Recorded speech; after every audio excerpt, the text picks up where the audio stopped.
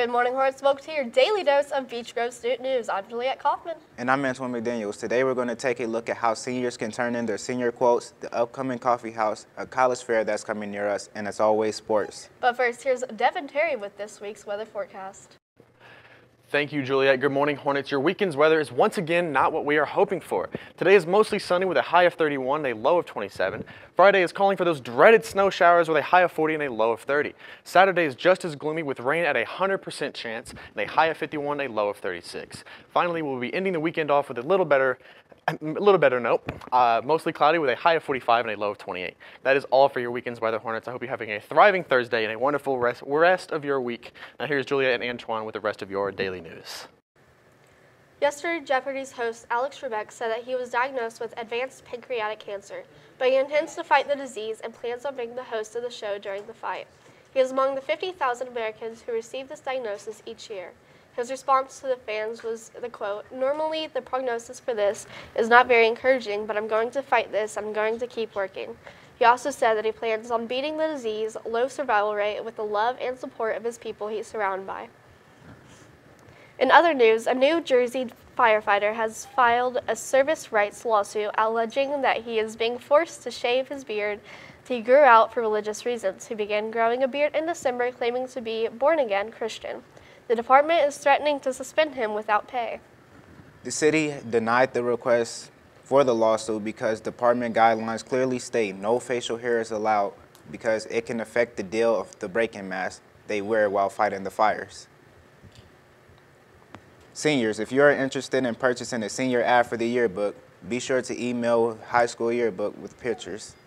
You also need to bring $20 in cash or check to Mr. White in the Bgsn studio. Antoine, do you plan on putting a senior quote in this yearbook this year?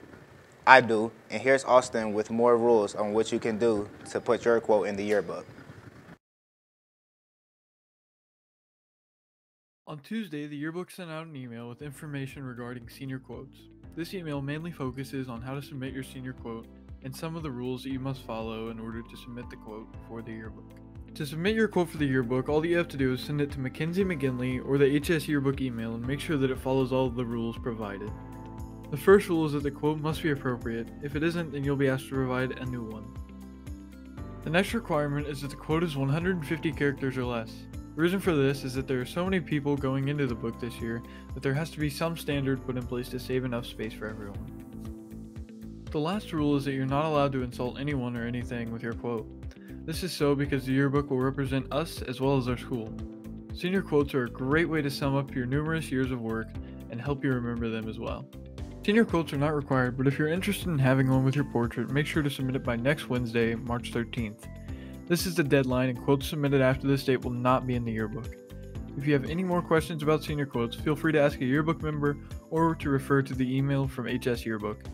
From Beach Grove High School, I'm Austin McGuire for Beach Grove Student News.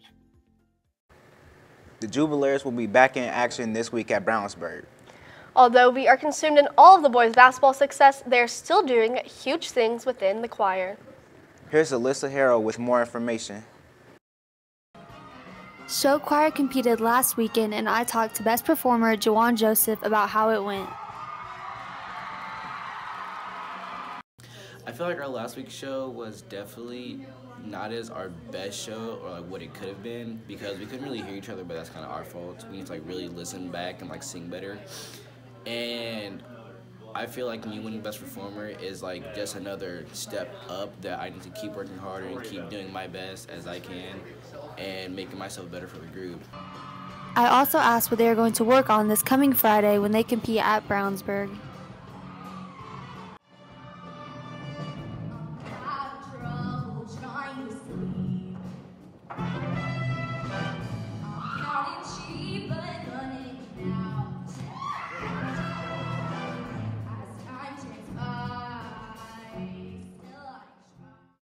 And what I feel like we can fix for this week is definitely listening more and not bailing and like blurting out all of our notes and making everybody stand out at once while we need to sound like a group.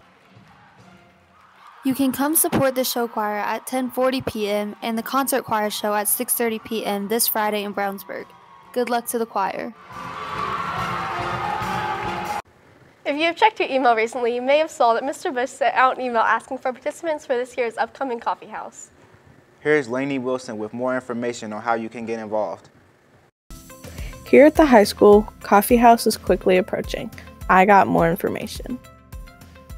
All students at the high school are welcome to try out for coffee house. I also talked to Mackenzie Martin to ask a few questions. So I think that students should do coffee house because it's a great way for students to share their talent with the community and the friends at our school, and it's really fun. We have coffee, drinks, snacks, all that kind of stuff. We are holding auditions this year because our drama department has grown so much, which is amazing, and auditions will be held on March 14th. If anybody has any questions, they can email me about them. And coffee house will be held in the drama room on April 11th. I also asked Juliet for a few ideas on what students can do during coffee house. So for coffee house, there's so many things that you can do. You can sing, you can lip sync like I would do, or you can play instruments, or you can do a comic thing, anything really that brings talent. To sign up for auditions, please go to the Google Sheets form linked on the coffee house call-out email and fill out all boxes.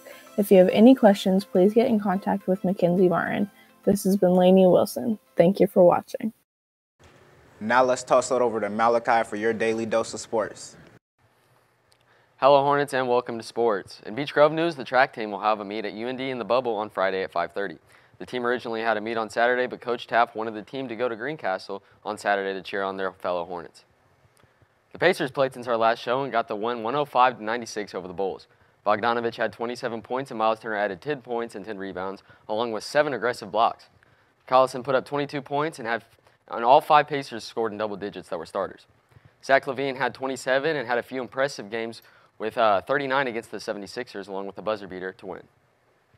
The Pacers are 42-23 and third in the East still. However, they play the first seed Milwaukee Bucks tonight in an important game as the season is coming to an end. Every game matters for the race for home court. For the Lakers, they lost yet again to the Nuggets last night, and the playoffs aren't looking likely. However, LeBron did have some success of his own as he passed Michael Jordan on the all-time scoring list. LeBron officially has 32,300 points and is chasing the big three in Kobe, Karl Malone, and Kareem Abdul-Jabbar. Jabbar is the all-time leader with 38,387 points. In college basketball news, the regular season is coming to a close. Some of the smaller conferences are starting their tournaments today, and the bigger conferences will start theirs next week. Purdue is expected to be a high-ranked team in March Madness, while IU is a bubble team currently. IU will have to play well in the Big Ten tournament in order to make the NCAA tournament. Tune in next week where Garrett Norcross will give you more information about the Big Ten tournament. In NFL news, they have a handful of star safeties that are open on the free agency market. Tyrann Mathieu is open for a contract after the Cardinals releasing him. Eric Weddle is leaving the Ravens after coming off a $7.5 million contract. Lastly is Landon Collins of the Giants, who is a huge target for the Colts. This would help their defense tremendously. In other NFL news, Nick Foles is expected to sign with the Jacksonville Jaguars as they are in desperate need for a quarterback. The Jags QB coach is a previous coach of Foles as well, so he's a favorite to play there. For the Antonio Brown, Le'Veon Bell situation, there are rumors that they will be teammates once again. It is predicted by some that these two, along with Kyler Murray, will meet up in Arizona with the Cardinals. Arizona has the first pick and are looking for a quarterback just after one season with Josh Rosen. However, these three meeting up is just a rumor, so we have to wait and see what happens down the road. The boys are heading out to Greencastle for regionals for the first time in 11 years. Not only are there 2 fan buses available, but there is also going to be a pep rally at the end of the day. We will operate on a Wednesday schedule, but instead of going to leave at 2:15, we will meet in the gym for a pep rally. Here's Mr. Daniels with more information. All right, so yeah, tomorrow we got a pep rally at school starting at 2:30. That's when we dismiss from class, so your classes will be a little shorter throughout the day. But we're going to be celebrating a great cause. Our boys basketball team won sectionals last week for the first time in 11 years, and we're going to be really hyped up, getting everyone excited about regionals on Saturday morning at Greencastle, 10 a.m. So bring a lot of excitement. The band will be playing, the cheerleaders will be jumping around, the boys basketball team will hear from the head coach, will introduce the team, and overall we'll just be really getting excited for the regionals game on Saturday. With the pep rally happening tomorrow, we'll be going live at 10:35 instead of 10:45. That's all for your daily dose of BGSN 10. I'm Juliet Kaufman. And I'm Antoine McDaniels. Have a thriving Thursday, Hornets.